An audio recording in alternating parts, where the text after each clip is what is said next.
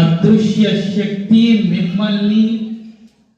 మమ్మల్ని ఇక్కడ ఏకత్రితం చేసింది. అందుకే ఆ విద్యకు ఉన్నటువంటి శక్తిని పదంలో చెప్పాను.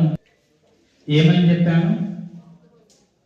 చీకట్లలో ఈ విద్యార్థి లోకాన్ని తీసుకొని రండి. అది తమస్కమయ బలహీనతలలో కూడి ఈ విద్యార్థి లోకాన్ని ఉపాధ్యాయుని బలం వైపుకు తీసుకొని పోండి. సద్గమయ నుంచి మృత్యువు కంటే ఉన్నతమైంది, అద్వితీయమైంది అని తెలియజేయడం కోసం మృత్యోర్మా అమృతంగమయ అనే ఈ 3 మాటలు ప్రతి మానవుని యొక్క జీవితంలో అవగతమైతే మనిషి రాక్షసత్వం నుంచి ప్రయాణిస్తాడు. నిత్యుడు సత్యుడైనటువంటి ఆ అనంత లోక ఆయన చేత సృష్టించబడి రొమ్ము విరుస్తూ ఏదో ఒక రోజు నేను ఈ మట్టి యొక్క దానం కావలసి ఉన్నది, ఈ మానవ జన్మ అనే నిత్య సత్యాన్ని తెలుసుకుంటాడు. ఉండేటువంటి సమాజాన్ని చీకట్ల నుంచి వెలుగుల వైపుకు తీసుకొని వచ్చే ప్రయత్నం చేస్తాడు. ఈ సమాజంలోని వర్గం ఏదయ్యా అంటే అది ఉపాధ్యాయ వర్గం. ఆ దైవము ఇచ్చినటువంటి ప్రత్యేకత ఏందయ్యా అంటే, ఓ నా ప్రియ భక్తులారా, నీవు ఎప్పుడైతే నీ నియామక పత్రాన్ని అందుకున్నావో ఆ రోజు నుంచే నేను నిన్ను ఎన్నుకున్నాను అని అంటే చుట్టూ ఉండేటువంటి జగతిని ప్రకాశింప చేస్తావు. అందుకే వేదాలు ఏం పోషిస్తున్నాయి? విద్యా ప్రాశస్త్యాన్ని అని అంటే మంచిగా వినాలి నాన్న. నేను మళ్ళీ ఇప్పుడు అడుగుతా, నేనేం చెప్పిందా బాబు మీకు అది. చోరహార్యం నచోరహార్యం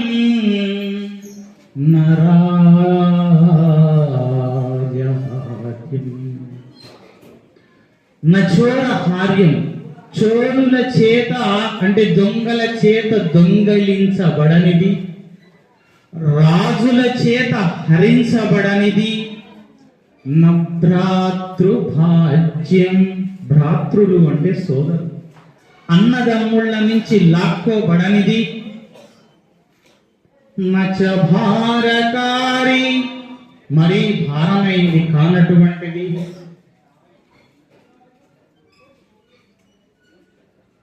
వ్యయే కృతే వర్ధత ఏవం, నువ్వు ఎంత వాడుతుంటే అంత వృద్ధి చెందించేది, నిన్ను అధస్థలం నుంచి ఉన్నత స్థాయిలోకి తీసుకుని వెళ్ళేది.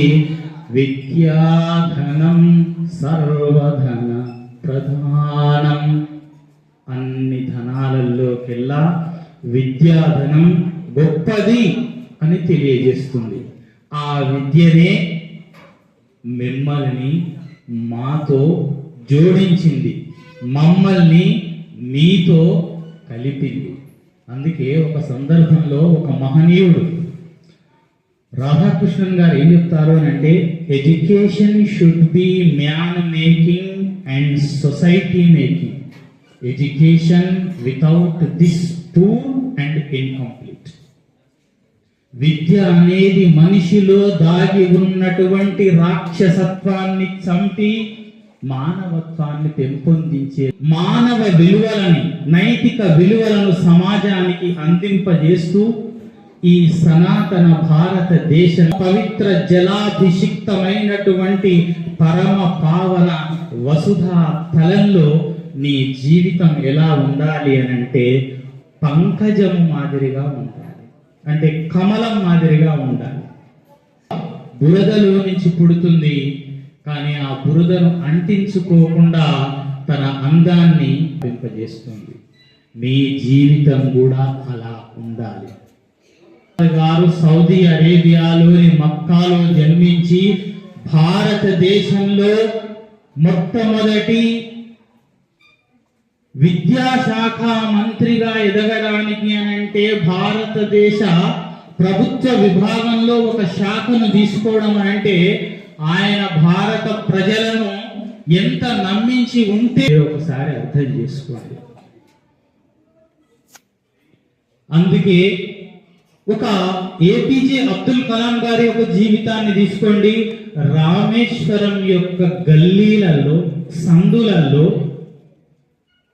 ఒక చిన్న బాలుడు సైకిల్ మీద పేపర్ బాయ్గా పనిచేస్తూ, అలా పనిచేస్తున్నప్పుడు వచ్చినటువంటి ఆ చెమట బిందువులు ఇంద్రధనస్సులోని 7 రంగులను చూసి ఇది నా శ్రమైక జీవన సౌందర్యం అని నమ్మి తన శ్రమను ఆపకుండా ముందుకు నడిపించాడు. ఆయన అనుకున్నాడా నేను ఈ దేశ అనుకోలే. ఎవరు చేశారు బాబు ఆయనను రాష్ట్రపతిగా? తను నమ్ముకున్నటువంటి ఆత్మవిశ్వాస, ఆత్మ సంకల్ప బలం, నేను ఈ పనిని చేయగలను, నేను దీనిని సాధించబట్టుదలతో పాటు అనునిత్యం ఆయన యొక్క నిర్విఘ్నమైన కఠోరమైన దీక్ష. ఆయన రాష్ట్రపతిగా ఉన్నప్పుడు కూడా ఆయన కేవలం తన జీతపు డబ్బులను సేవా కార్యక్రమాలకు వినియోగించాడు. ఆయన రిటైర్ అయిన తర్వాత, పదవీ కాలం ముగిసిన తర్వాత బయటికి వెళ్తున్నప్పుడు DRDO వాళ్ళు ఇచ్చినటువంటి 4 జతల బట్టలు, ఒక 2500 పుస్తకాలతోని బయటికి వెళ్ళింది. ఇది వారి యొక్క నిజాయితీ. అంటే మనిషికి పేదరికము అనేది విజయాలు సాధించడానికి అవరోధము, అడ్డంకి కాదు. మీరేమంటారు? మా తాను పైసలు ఎక్కడివి సార్, మేము అంతే చదువుతాము, మా అమ్మ పేదరాలు, మా నాయన పేదవాడు అని ఈ వంకలు, ఈ సాకులు చెప్తాం. అందుకే ప్రభుత్వం ఇవాళ మీ ఇంటిలో కూడా ఏర్పాటుగా ఉన్నటువంటి రుచికరమైనటువంటి భోజనాలు, ఆశ్రయము, ఆవాసము, పుస్తకాలు, పెన్నులు, సకల సదుపాయాలను కలిగించి చదవండిరా అంటే మీరు ఏం చేస్తున్నారు? లేనిపోని వంకలతో మీకు మీరు మోసం చేసుకుంటున్నారు. అరే నేను సారును పల్టి కొట్టించి వచ్చిన, దసరా ముందుకు 10 రోజులు పోయినా, దసరా అయినాక మళ్ళీ 10 రోజులకు వచ్చిన అంటే నేను ఎంత మునగాన్ని చూడు అని ఈయనంతలో ఈయన మురిసిపోతాడు. కానీ నువ్వు వ్యర్థం చేస్తున్నటువంటి ఒక్కొక్క క్షణం, ఒక్కొక్క ఘడియ, ఒక్కొక్క గంట, ఒక్కొక్క దినము రేపు నీ మరణానంతరం లెక్కల ఘడియ రోజున ఆ విశ్వలోకాల ప్రభువు నిన్ను మళ్ళీ లేపుతాడు. లేపి, ఓ మనిషి, ఇంతమంది ఉపాధ్యాయులను సమకూర్చి నీకు జ్ఞానాన్ని అందింపజేస్తే నువ్వు భారతదేశానికి ఏం చేసినవురా అని నువ్వు తప్పించుకోవడానికి వీలు లేకుండా ప్రతిరోజు రికార్డును సినిమా వేసి చూపిస్తాడు నీకు. నీవు ఎవరి సొమ్ము తింటున్నావు? ఈ చికెన్, ఈ మటన్, ఈ యూనిఫామ్, ఈ తిరుగుడు, ఈ జల్సాలు తెలంగాణ రాష్ట్ర ప్రజలు ప్రభుత్వం లాగినటువంటి పన్నుల ద్వారా నువ్వు చదువుకుంటున్నావు. ఇది గుర్తుంచుకో. ఈ ఇన్వెస్ట్మెంట్ ప్రభుత్వం నీ మీద ఎందుకు చేస్తుంది అని అంటే, నీవు ఈ జాతి నిర్మాతవు కావాలని, ఈ దేశం కోసం ఏదో ఒకటి సాధించి పెట్టాలని. ఈ దేశానికి నేనేమిచ్చినా, దేశం నాకేమిచ్చింది కాదు, ఈ దేశానికి నేను ఏమిస్తున్నాను అనేది కావాలిరా.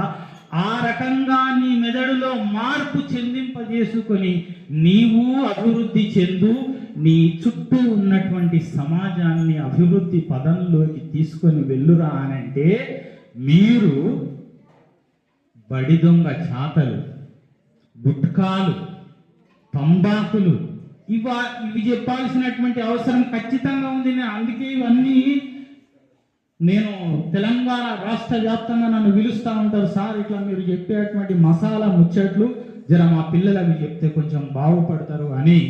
నేను సంగారెడ్డి జిల్లా జహీరాబాద్లో కూడా ఇట్లనే చెప్పి 2 సంవత్సరాలు వరుసగా వెళ్తున్నాను. అక్కడ కూడా పిల్లలు ఇట్లనే చేతులు లేకుండా వాళ్ళకు 2-3 సంఘటనలు ఖచ్చితంగా చెప్పొచ్చిన పిల్లలు ఒక్కొక్కడు చేతులు పట్టుకొని ఏడుస్తున్నారు. సార్ మీరు మళ్ళా అప్పుడు మేమేందో సాధించి చూపిస్తాం సార్ అని చెప్పిండ్రు పిల్లలు. అన్న మాట ప్రకారంగా ఆ పిల్లలంతా నీట్కి సెలెక్ట్ అయ్యిండ్రు. రెసిడెన్షియల్ స్కూల్లో చదివేటువంటి పిల్లలు నీట్ ఎగ్జామ్కు సెలెక్ట్ అయ్యిండ్రు. ఒక 8 మంది పిల్లలకు ఎంబీబీఎస్ సీట్లు వచ్చినాయి. మళ్ళీ నన్ను ఆహ్వానించింది. ఇది ఎంత గొప్ప విషయం బిడ్డ. చదువు కొనడం కాదు, చదువుకోవడం కావాలి నీ నుంచి. అదే ఆశిస్తున్నా.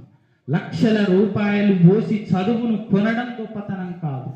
1 రూపాయి ఖర్చు చేయకుండా ప్రభుత్వ సొమ్ముతోని నీటును కానీ, ఎంసెట్ను కానీ, ఇంకా ఏదైనా ఉన్నత స్థానాన్ని కానీ నీవు అధిరోహిస్తే నీ తల్లి కంటే, నీ తండ్రి కంటే ముందు ఆనందపడేవాళ్ళు ఎవరు అని అంటే నీ ఉపాధ్యాయుడు, నీ ఉపాధ్యాయుని మనులు. అందుకే దైవం వాళ్ళని ఎన్నుకున్నాడు. ఈ ఉద్యోగం అనేది 1 రూపాయి లంచం కూడా లేకుండా పవిత్రంగా వచ్చేటువంటి శ్రమ యొక్క సంపాదన ఫలితం ఇది. మీకు జ్ఞానబోధ చేస్తున్నాం. ఇది సేవా కార్యక్రమం.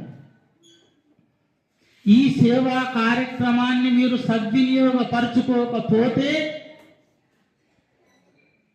మీరు కూడా 6వ తరగతి పిల్లవాడు ఫోనుకు బానిసై తల్లిని చంపిన వాడి యొక్క జాబితాలో చేరుతారా?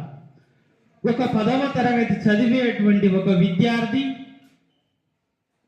విద్యార్థిని తన ప్రియుడి మోజులో పడి తన కన్న తల్లి యొక్క కంఠాన్ని కోసేటువంటి దుర్మార్గపు మార్గాన్ని ఎంచుకుంటారా?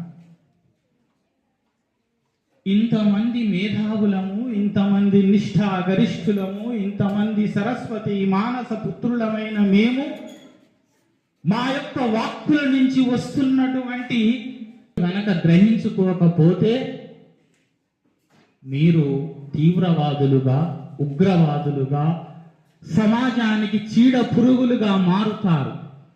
కాబట్టి మొక్కై వంగనిది మానై వంగదు అని అంటారు.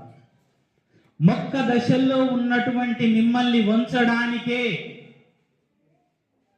ఈ గురువుల యొక్క ఆరాటం, ఈ గురువుని మనుల యొక్క పోరాటం. దేనికోసం ఇవాళ చూస్తుండ్రా? ఫోన్ తీస్తే మొత్తం ఇవే మర్డర్. వార్తాపత్రిక తీస్తే మొత్తం ఇవే. ఎక్కడ పోతుంది ఈ సనాతనమైనటువంటి భారతదేశం అనే ఒకసారి బాధ అనిపిస్తుంది. ఇటువంటి స్పీచ్ల ద్వారా పిల్లలకు కొంతమందికి జ్ఞానబోధను కలగజేస్తే కనీసం అందులో కొంతమంది అయినా మారుతారని ఆకాంక్ష. అందుకే గౌరవనీయులైనటువంటి మన బాలకృష్ణ సార్ గారు ప్రిన్సిపాల్గా వస్తా ఆ దైవము నాకు ఇచ్చినటువంటి జ్ఞానంలో నుంచి ఈ పిల్లలకు. మీరు సెల్ ఫోన్లు ఉన్నాయా బాబు మీ దగ్గర? లేవు. అందుకే మీరు చాలా మంచి వాళ్ళు. మీరు దానికి బానిసలు అవుతలేరు. అందుకే మీరు చాలా అవసరాలలో గుట్కాలు కానీ, తంబాకు కానీ, గంజాయి కానీ, చాక్లెట్ల రూపంలో ఈ పిల్లలకు ఇటువంటి క్రమశిక్షణను, విద్యాబుద్ధులను అలవరుస్తున్నటువంటి గౌరవనీయులైనటువంటి ప్రిన్సిపాల్ గారిని, ఈ ఉపాధ్యాయ సమాజాన్ని 10 కాలాల పాటు పచ్చగా పరిడవిల్లే విధంగా ఆయురారోగ్య అష్టైశ్వర్యాలతో స్వామి వీరికి శతాధిక వసంతాల సుదీర్ఘ ఆయువును ఇస్తూ ఈ ఉపాధ్యాయుల యొక్క జీవితం అంతా చివరి జీవన చరమాంకపు శ్వాస వరకు విద్యా సేవలోనే వారు సాగిపోవాలని మనస వాచ కర్మన త్రికరణ శుద్ధిగా నేను హితవచనాన్ని అందజేస్తున్నాను.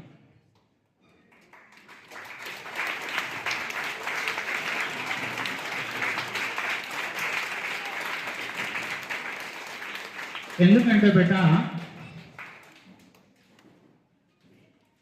నీవు ఒక్క మనిషి యొక్క ప్రాణాన్ని రక్షిస్తే సమస్త విశ్వ మానవ జగతిని ప్రేమతో రక్షించినట్లు. ఒక్క ప్రాణాన్ని నీవు హరిస్తే సమస్త మానవత్వాన్ని, మానవ ప్రపంచాన్ని రాక్షసత్వం వైపు నడిపించినట్టు. అందుకే ఇవాళ ప్రపంచమంతా ఆకలితో ఉంది. ఏ ఆకలితో అని ఇక్కడ బాగా వినాలి సంటి. ఏ ఆకలితో ఉంది ప్రపంచమంతా? ప్రేమ అనే ఆకలితో ఉంది. ఎలా చెప్పాలన్నా, తల్లి బాగా వినాలి బాబు, ఇంటర్ చదివే పిల్లలు ఉన్నారా? తల్లి తన పిల్లవాడి చదువు కోసం పుస్తెల తాడును కూడా తీసి కుదవబెట్టి ఫీజు కట్టింది. వాడు చక్కగా చదివి అమెరికాలో స్థిరపడ్డాడు. పెద్ద బిడ్డ లండన్లో స్థిరపడ్డది. రెండవ బిడ్డ కెనడాలో స్థిరపడ్డది. ఒక ఆయన అడిగిండు, కొడుకు ఏం చేస్తాడంటే, మస్తు చదివిండు, అమెరికాలో ఉన్నాడు. బిడ్డలు ఏం చేస్తున్నారే? సాఫ్ట్వేర్. ఒక ఆమె లండన్, ఇంకో ఆమె కెనడా. నువ్వేడు ఉంటున్నావు అని అంటే, వృద్ధాశ్రమంలో ఉంటున్నా నేను. తండ్రి ఏడుంటుండు? వృద్ధాశ్రమంలో. చూడండి, తల్లిదండ్రులు తమ పిల్లల కోసం కలలు గంటే చివరికి ఆ తండ్రి ఏడుంటుండు తెలుసా నాన్న? వృద్ధాశ్రమంలా. వాడి గుండె ఎంత పగిలిపోతుండొచ్చు. అయ్యో నా కొడుకును చూడాలి, ఆయన పిల్లలను చూడాలి, నా బిడ్డను చూడాలి, అల్లుల్ని చూడాలి, వాళ్ళ పిల్లలను చూడాలి, ఎత్తుకోవాలి, ఈ గుండెల మీద ఆడించాలనేటువంటి ఆ తాతయ్య తపన ఏడవుంది నాన్న? వృద్ధాశ్రమంలో మగ్గిపోతుంది. నీ ఇంజనీరింగు, నీ లక్షల రూపాయల డాలర్ల సంపాదన నీ తల్లిదండ్రులకు సుఖాన్ని, సౌఖ్యాన్ని, ఆనందాన్ని అందించకపోతే నీ సంపాదన వ్యర్థం. అందుకే దైవ గ్రంథంలో దైవం స్పష్టంగా రాసిండు, తల్లి పాదాల క్రింద స్వర్గము కలదు. Paradise lies under the feet of the mother. मां के कदमों के नीचे जन्नत है. बच्चों अच्छा सुनो. ఆ తల్లికి భాష, వర్ణ, వర్గ, జాతి, మత భేదం లేదు. తల్లి యొక్క ప్రేమ ఎక్కడనైనా ఒకటే. అందుకే ఏం చెప్తున్నాడు? నీ తల్లి పాదాల క్రింద స్వర్గం ఉన్నదిరా, నీ తండ్రి ఆ స్వర్గానికి ప్రవేశ ద్వారం వంటి వాడురా అంటే ఈడు 10వ తరగతికి రాగానే తండ్రిని గుడ్డలతో కథం పట్టించింది. ఇది ఒక సంఘటన, నిజ సంఘటన చెప్తున్నా. 1/2 ఎకరం పొలం కోసం కన్న తండ్రిని చంపేటువంటి సమాజం ఇవాళ తయారైంది.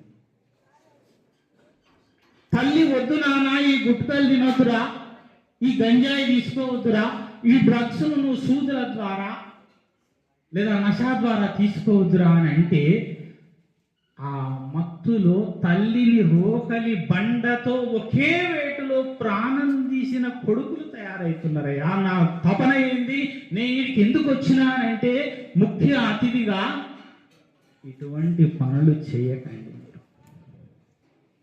ఈ పనుల నుంచి ఓ ప్రభు నా ఈ సమాజాన్ని కాపాడమని వేడుకోవడానికి వచ్చింది. ఈ దుర్మార్గమైనటువంటి పనుల నుంచి, ఈ బోసి నవ్వుల పిల్లల యొక్క బాల్యాన్ని హరింప చేయకు అని అర్థించడానికి వచ్చాను.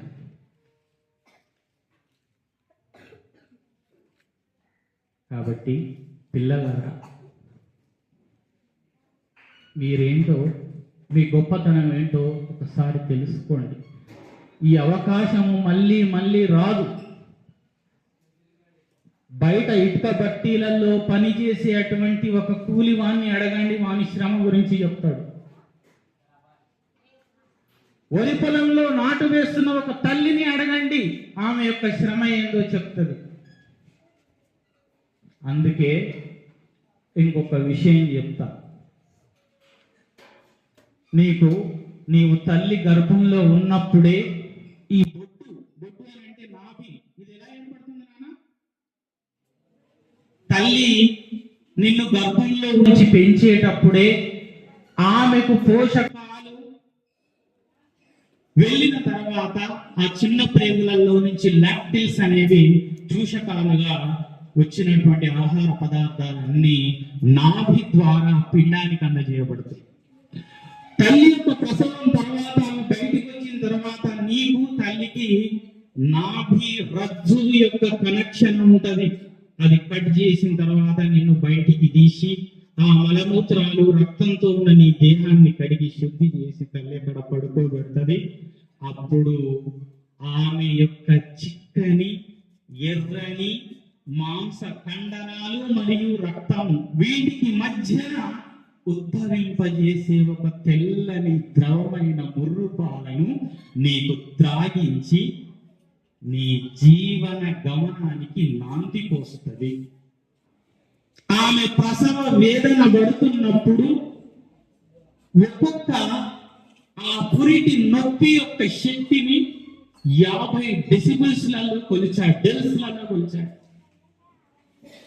ఒకేసారి సూదులతో కూర్చున్నప్పుడు ఆమె దేహం లేదా మోగాలి పైన బ్యాట్ తో ఒకేసారి 10 మంది కలిసి కొడితే ఏ విధమైనటువంటి నొప్పి జనిస్తుందో అన్ని రకాల యొక్క నొప్పుల తరంగాలను లోకి తీసుకొస్తుంది. అంటే జీవన్ మరణాల మధ్య నిన్ను బయటికి తెస్తుంది. అటువంటి తల్లికి నువ్వు ఇస్తున్న బహుమతి ఏంటి ఒకసారి అర్థం చేసుకో. 10, 11, 12 చదివే పిల్లలు బాగా అర్థం చేసుకోండి. ఇంకా ఈ మత్తు పదార్థాలకు అలవాటయి నలుగురు స్నేహితులు కలిసి అమ్మాయిలను చంపడం, చెప్తే వినకపోతే నానా రకాలైన చిత్రహింసలకు గురి చేసి మీరు మీ జీవితాలను జైల్లో పాలు చేసుకుంటున్నారు. మీరు నా బంగారు కొండ, నా గౌరవాల పంట అని నీ మీద నమ్మకంతో వాళ్ళు ఇక్కడ వదిలిపెట్టి పోతే నువ్వేం చేస్తున్నావు అనేది ఒకసారి నీ ఆత్మ సాక్షిని ప్రశ్నించుకో. ఈ భయాలు పోయినాయి. ఈ భయాలు లేకనే పిల్లలు గతి తప్పుతున్నారు. మాకేమో మా చేతులు కట్టేసిండ్రు, సార్లు కొట్టొద్దు, సార్లు తిట్టొద్దు. ఉమ్మడి కుటుంబ వ్యవస్థ పోయింది. ఆ వ్యవస్థలు పోవడం కారణంగానే ఇవాళ ఈ సమాజం విచ్చలవిడి తత్వం పైకి వచ్చింది. పసరంబు పందేన బాగా విను. జీవితపు ప్రతి శిక్షణ ఉంది. మళ్ళీ నేను అడుగుతా, మీరు చెప్పాలి. పసరంబు పందైన పశుల కాపరి తప్పు. పసరంబు అంటే పశువు తప్పుగా వ్యవహరిస్తే దాన్ని ఎవరి తప్పు? పశువుల కాపరి తప్పు. ప్రజలు దుర్జనులైన ప్రభుని తప్పు. ప్రజలు దుర్మార్గంలో వ్యవహారం చేస్తున్నారు అంటే దాన్ని పాలించే ఆ ప్రజల పాలకుని యొక్క తప్పు. బాగా విన్నాను. ఏమిటం సార్ ఒకటే మొత్తుకుంటున్నావు, అది మేము అమలు చేస్తామా చెయ్యమా, ఆకలి పాడైతుంది మాకు అని అనుకో. ఒక 5 నిమిషాలు ఎప్పుడు వస్తాను దయదలిసి నా మీద పిలిస్తే వస్తున్నా పెట్టాను. పసరంబు పండైన పశుల కాపరి తప్పు. ప్రజలు దుర్జనులైన ప్రభుని తప్పు. భార్య గయ్యాలైన ప్రాణనాథుని తప్పు. భార్య గయ్యాలైందనుకో ఎవరు తప్పు? భర్త తప్పు. నువ్వు ఎంత ముద్దుకున్నావయ్యా, భర్త తప్ప. ఆమెని వేసి కొడుతుంది ఇప్పుడు అనేటువంటి సమాజం వచ్చింది. అయినప్పటికీ కూడా అది చెప్తుంది, భార్య గయ్యాలైన ప్రాణనాథుని తప్పు. ఇక్కడి నుంచి వినండిగా. తనయుండు దుష్టైన తండ్రి తప్పు. కొడుకు చెడిపోయిండు అంటే తండ్రి తప్పు. మాత తప్పు. బిడ్డ చెడిపోయింది అంటే తండ్రి తప్పు. అశ్వంబు చెడుగై దంతి దుష్టైన మావటీడు తప్పు. అశ్వం అంటే గుర్రం. అశ్వము చెడు మార్గంలో వెళ్తుంది అని అంటే దాన్ని అధిరోహించేవాడి తప్పు. దంతి అని అంటే ఏనుగు, అది చెడు మార్గ ప్రవర్తన చేస్తుంది అని అంటే ఆ మావటీడు తప్పు. ఇంటి తప్పులే రంగక ఇచ్చ వచ్చినట్లు మెలుగుదురెప్పుడే అవని జనులు. ఈ తప్పులన్నీ తెలుసుకోకుండా ఇష్టం ఉన్నట్లు, ఓ వయస్సు భేదం లేదు, సరిగ్గా జరుగుతున్న సంఘటన, గుడ్డ తిన్నాడు, ప్రేయసి నిలబడింది, అమ్మా మా ఆమె నిలబడింది అని బండి తీసుకొని ఇట్లా కట్టుకుట్టిండ్రా బాబు. బాగా ఇంటర్ పిల్లలు 10th ఇంటర్ ఏమని పట్టుకు ఇచ్చిండో దాని ముందటి శేషి ఉంటది కదా, 2 టైర్లను దాని బరువు నాపే శేషిలకు పోయిండు. ఈ తల ఎగిరిపోయింది, ఈ తల ఎగిరిపోయింది. వారికి చెప్తున్నారా, సుమా జీవితం చాలా పరీక్షలు తీసుకుంటది బిడ్డ, ఈ అల్పం వద్దురా. ఈ భూమి మీద రొమ్ము చరుస్తూ రొమ్ము విరుస్తూ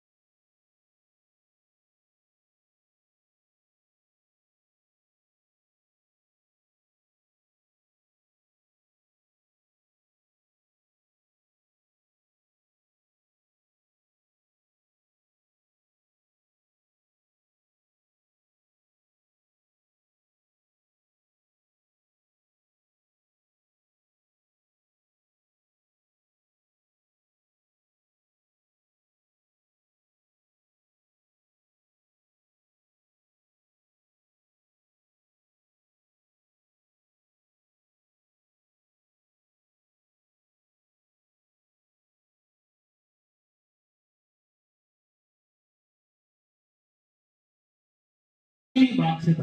అమలు పరచడం పరచకపోవడం వాడి వదిలి, వాణ్ణి ఎప్పుడు ఎక్కడ ఎలా వాడు ఊహించని స్థానం నుంచి నేను శిక్షను దింపుతా, అది నాకు వదిలి.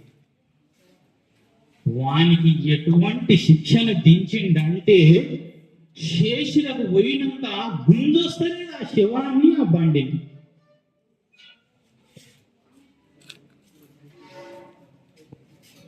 బాబు విన్నరా,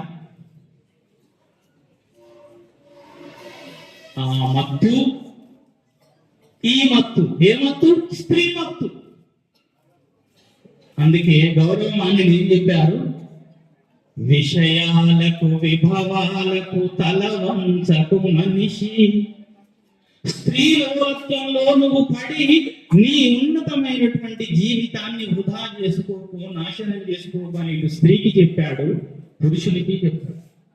విషయాలకు విభవాలకు తల వంచకు మనిషి, వాటిని దాటిన నాడే నీ వత్సమైన మహర్షి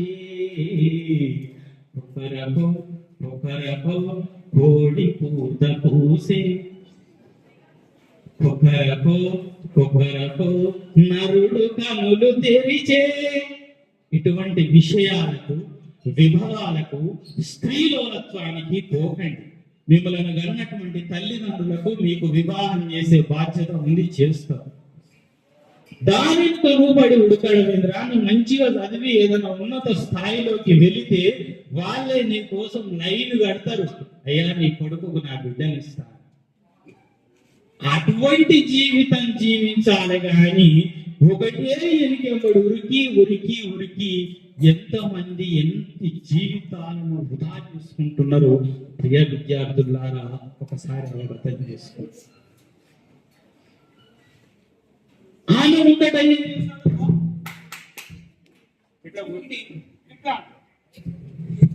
అట్లా అన్నాడా అని నడుచుకుంటా పోయిండు. ఆ గుంటల చూడలే రాత్రి పూట అట్నే నడుచుకుంటా పోయే వరకల్లా కాళ్ళ పడ్డది.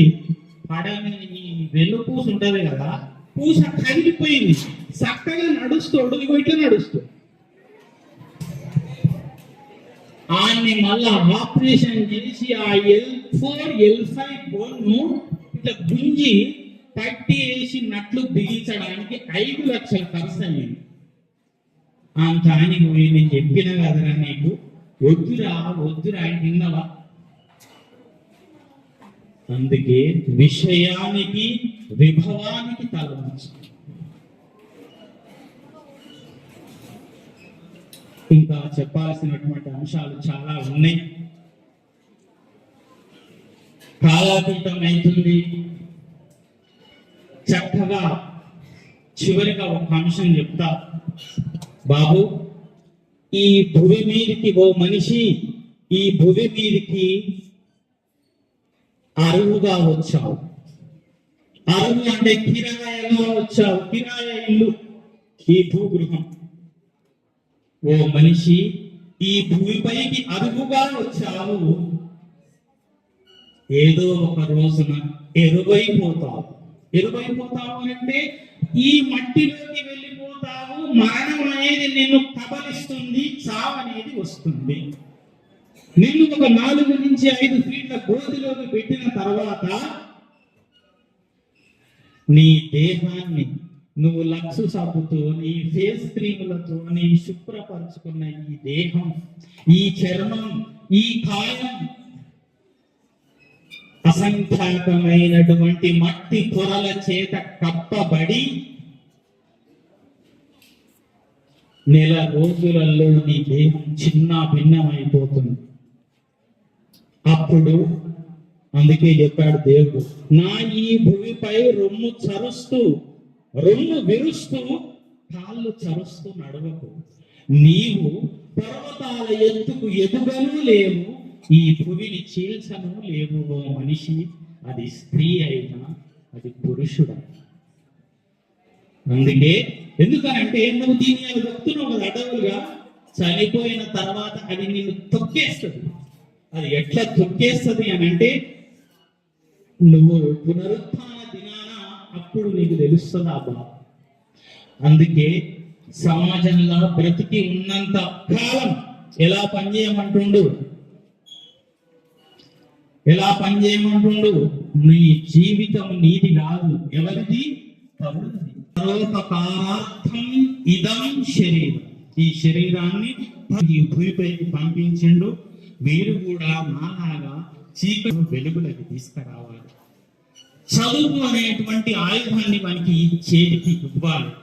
మీతో పాటు వారిని పరిగెత్తింపజేయాలి. ఈ సమస్త సమాజంలో వెలుగులను నింపే విధంగా మీ జీవితం. యస్మిన్ యస్మిన్ జీవతి జీవంతు వహవహ సతు జీవతు. జీవితం ఏముందంటే తెలుసా కదా, తన చుట్టూ ఉండే 10 మంది ప్రజలకు జ్ఞాన బోధన అందించేవాడిది జీవితం. అంధకార బంధువమై ఉన్నటువంటి వాడు ఆ అజ్ఞానపు నీటిలో కొట్టు విట్టాడుతుంటే వాడికి సహాయపు చేతిని అందించి ఒడ్డుకు తీసుకొచ్చే వాడిదే జీవితం. ఇలా జీవితాన్ని సుఖమయం చేసుకోవాలి అని అంటే ఇప్పుడే కష్టపడండి, తర్వాత సుఖపడతారు. ఇప్పుడే సుఖపడతాము అని అనుకుంటే జీవితాంతం కష్టపడతారు. నీవు ఒక్కరివిగా కాదు, నీవు ఒకరి కింద ఉద్యోగం చేయడం కాదు, నీవు 10 మందికి ఉద్యోగం ఇచ్చేటువంటి స్థాయిలో మీ జీవితాలు ఉండాలని నేను మనస్ఫూర్తిగా మీ అందరినీ ఆశిస్తూ, ఈ పిల్లలందరికీ ఆశీర్వచనాలు అందజేస్తూ ఈ గొప్ప అవకాశాన్ని మన గౌరవనీయులైనటువంటి ప్రధానాచార్యులు బాలకృష్ణ సార్ గారు నాకు ఇచ్చినందుకు మనస వాచ కర్మణ త్రికరణ శుద్ధిగా ఈ ఉపాధ్యాయ సమాజానికి కూడా నేను ధన్యవాదాలు తెలియజేస్తూ ముగిస్తున్నాను. లోకా సమస్త సుఖినో భవంతు, సర్వే జనా సుఖినో భవంతు. విజయోస్తు.